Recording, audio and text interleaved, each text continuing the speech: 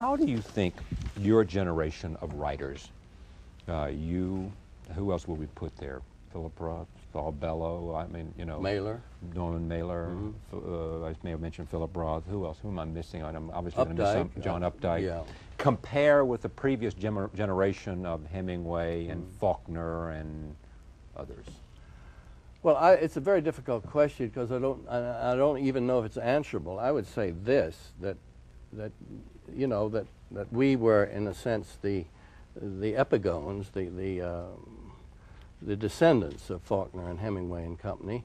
I think what Faulkner and Hemingway achieved individually was a breakthrough, in terms of almost revolutionary breakthrough. Hemingway especially was this extraordinary ability to almost reconceive the English language, and his impact was enormous, and so was Faulkner's. I think that. But in terms of the use of language, Hemingway was more powerful than Faulkner. No, I wouldn't. I'm not trying to say that at all. I'm not trying to make a comparative judgment. Yeah. I'm merely saying that I do think that in terms of his impact on the English language, Hemingway was revolutionary in a most extraordinary way.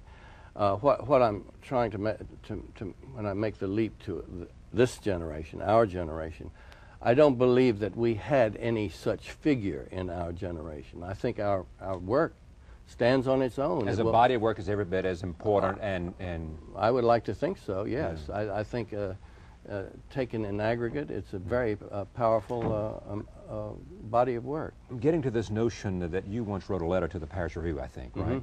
In which you expressed a notion that it was a generation in waiting. Yes. What did you mean? Well, I think writing that as I did in the early 50s, 1951 or 2, I really think I just meant what I said, that we were then in our 20s, roughly. We didn't know what the hell we were waiting for, but we were waiting for something to happen, because I think we had had an enormous trauma happen to us in the form of World War II. Yeah. It was a hellish war. I mean, not all of us went into combat. I did not, nor did I ever claim to, but I came damn close to it, and I had the I was scared. Yeah, and it certainly formed the basis of Mailer's first breakthrough. That's right, and I think because of this trauma, we were waiting around to let our thoughts settle, to let our spirits determine where we were going in the future, and I think that's what I meant by the waiting generation. Of course, eventually we did begin to make our own impact. Do you know, can you point to who the new generation is that succeed, from Faulkner, pre-World II generation, who sort of been between the wars, they made their mark in the 40s and 50s, and then you come along, and you and all of those that we talk about. Who's the new generation of writers in America? I hesitate to answer a question like that because I get bogged down in forgetting somebody. In forgetting somebody or not getting the right names. I think there's certainly a lot of good work being done. Yeah. I think of younger writers like Ann Beatty, just comes to mind. But I share this with a lot of people, writers of my generation, who when faced with this question always draw a blank for some reason. Does writing get easier?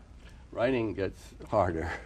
Others have said that to me. Yeah. It doesn't get any easier. I don't know why it doesn't get easier, but it certainly doesn't. I think it just doesn't come with the exuberant flow that it once did. What does that mean? An urgency, well, an excitement, a passion, or what? A kind of euphoric passion, if you will. I used to have this kind of exuberance, and I still accept the act of writing with equanimity. It's not that I shrink from it, but I don't have that same goaded desire. But is it a complacency? It's not complacency, no. I think it's... You've made your mark, you've written well, and people have acknowledged you as a man of letters in America, and so therefore, what else do I have to prove? Thank you very much, Michael Jordan. Rest on one's laurels. Yes, rest on one's laurels. No, I don't feel that at all. I feel I've got a lot more to say, but I do think that there is a diminution of that old juicy passion that one once had, and virtually every writer I know of my vintage Feels it. as feels it. It's nothing to be ashamed of. It's just there.